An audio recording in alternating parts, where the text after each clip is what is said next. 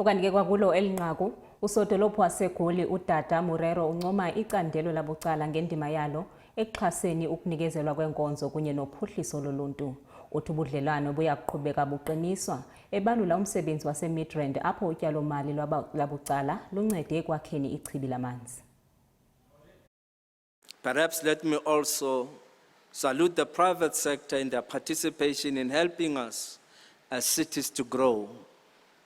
Currently in Midrand, working together with developers and private sector, the private sector has invested in building a water reservoir, a 10 megaliter reservoir to support the efforts in the city using their own cash and capital. This is an indication that collaboration with the private sector, between private sector and the public sector, is key towards our development.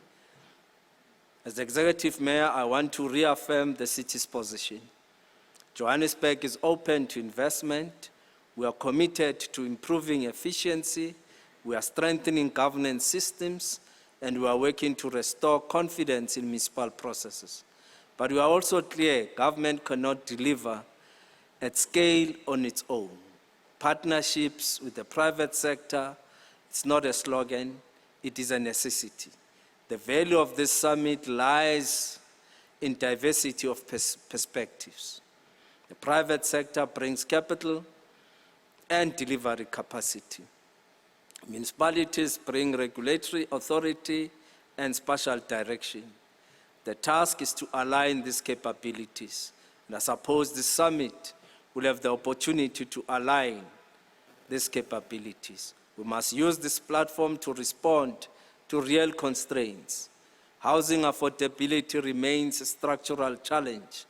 Urban densification is uneven and contested. Infrastructure financing gaps are persistent. Transit-oriented development is underdeveloped.